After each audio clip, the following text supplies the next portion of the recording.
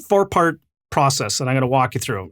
Step 1 is you want to generate leads. Step 2 is you want to qualify leads. Step 3 is you want to present and construct offers, presenting offers. And then step 4 is you close quickly and repeat as many times as you possibly can. And what we're going to do here today is we're going to dive deep into the presentation of the offer. That's what we're going to dive deep into here today. Okay, so here's everybody is on the screen. What you can see is there's a firefighter and there's an acronym of FIRE. Bring the fire. I'm a big believer in acronyms. I'm a big believer in being able to bring the fire, if you will. Woo-wee. It's getting hot in here, right? With bringing the fire. And sometimes when you bring the fire, you know what happens when you bring some fire? A bomb or two comes dropping, right? So,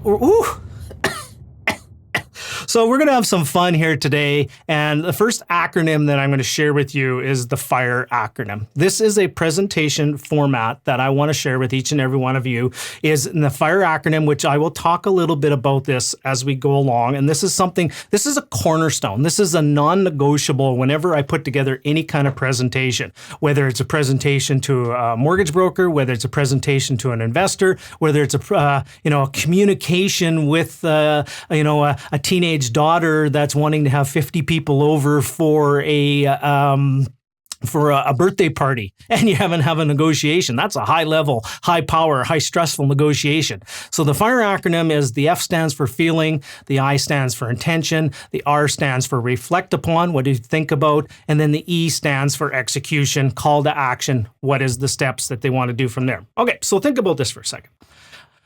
Any communication that you want to do with another person is you want to leave them feeling something. What is the feeling you want them to have? The intention is, what is the intention you have for them? Not your intention. You're clear on your intention and you know why you want to do it, but what is the intention for them? What do you want them to think about and what do you want them to do as a call to action at the end of the presentation, at the end of the communication? Now, I use this analogy at the live event and I like to use it quite often is, let's say, and I usually call on in the audience, I would get a mortgage broker to say, stand up. Is there a mortgage broker in the audience? Yeah, is anyone a mortgage broker? Is anyone a mortgage broker watching this video? If you are, wherever you're watching it, probably maybe on YouTube or whatever, type in there, I'm a mortgage broker with blah, blah, blah company. Okay, type that in there for me. Here's the thing. If I was walking into a mortgage broker, whether it's Zoom, whether it's on the phone, or whether it's in person, let's start getting back to in person again here. I would sit down and I'd say, okay, what's the feeling I want to have for that mortgage broker? What's their feeling I want to leave them with? After I've walked out of that room, what is their feeling? For example, if you're wanting to go into a mortgage broker, what would be some of the feelings you want a mortgage broker to have?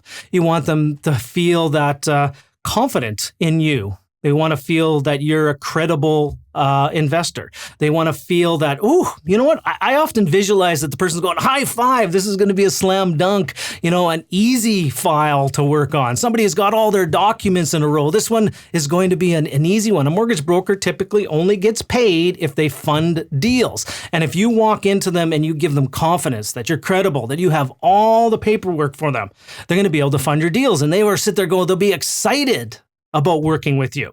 So that's feeling. Intention for them. I want them to have the intention that they have to ask me for no documents. All the documents are available. Everything that they need to do their job is there. And I want the intention for them is I want them to sit there and go, holy moly, that person's got their stuff together.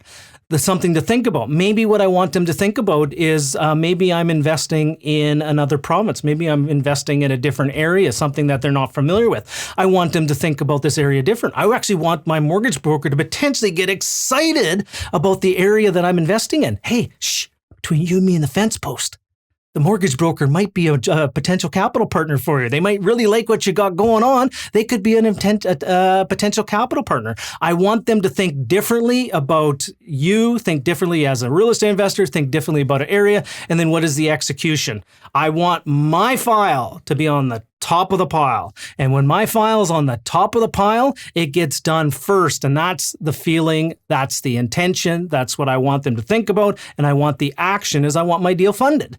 and I want my file on the top of the pile. Okay, so that's a powerful framework. And whether you're dealing, like I said, with a mortgage broker, an investor, a realtor, your teenage sons and daughters and people you're working with, that is what you want them to feel, is you want them to feel what's in it for them, what do they want to think about, and what do they need to do from there. Okay, so that's a powerful framework that you want to do.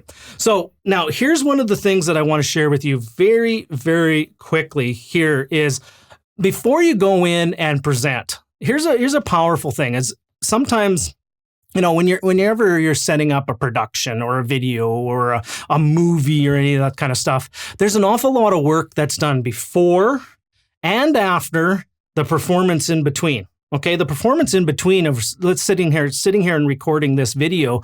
I'm probably going to be recording this video for probably about an hour. Before, leading up to it was many hours, many days, lots of information, lots of blood, sweat, and tears, lots of research leading up to the before going. And then after I'm done, there's going to be an awful lot of things of editing and processing and uploading and writing copy. So there's a pre and a post, and then there's the presentation performance in between. Now, a very important step for you to think about here is the presentation. You want to have some qualification questions. What are some of those qualification questions you want people to deal with, right? I have an entire presentation about the qualification process where it is an entire checklist of all the questions to ask and things like that. I'll put a link around where you're watching this to that presentation. Like I said, remember, oh, so much wine, oh, so little time. Okay. There's another presentation with a checklist about how do you have the qualification conversation. Number one thing that I always want to walk away with, though, is I want to find out if I can help them. I need to have an expectation of if I can help them, because if I can't help them, I don't want to waste their time. I really don't. Okay. And I don't want to waste my time at the same time. So that's one of the quickly things that I determine is if I can help them. Okay. Then I need to know if all the decision makers are going to be present for the conversation, because you know what? At the end of the conversation, we're going to have steps to do. We're going to identify a clear path, things and action steps that you're going to take in this process. So you want to make sure that all the decision makers are present. And then here's the most important. I know I said there's something important about qualification. I need to know their big why. I need to know why they're interested in investing in real estate. I need to know what is their big why. Something bigger than money, something grander than buying a property, something that is a deep inner desire that they're wanting to fulfill, something that they want to accomplish within their life. I need to know that why. Between having a list of questions to qualify, I need to determine if I can help them. I need to have all the decision makers, and I must know their why. Once I have all those things present is then when I will start putting this presentation together for them, and then we will meet and we'll have a conversation. Okay, so here's the presentation. Now, look what I did here. Their why, right? Their why presentation, because it's always going to be about them. If you make the presentation about the audience, they have a greater chance of them moving forward because it's going to be all about them. You're there to be of service. You're there to help. You're there to help them move forward with what's important for them. Hey, that was a lot of fun. Sure hope you enjoyed this segment from a recent podcast episode. Only a couple simple next steps from here. Number one, down here will be a link to subscribe so you don't miss any more episodes. And if you're interested in watching more segments from the podcast, click up here. And if you'd like to watch the full episode, there's a playlist for you down here. So enjoy.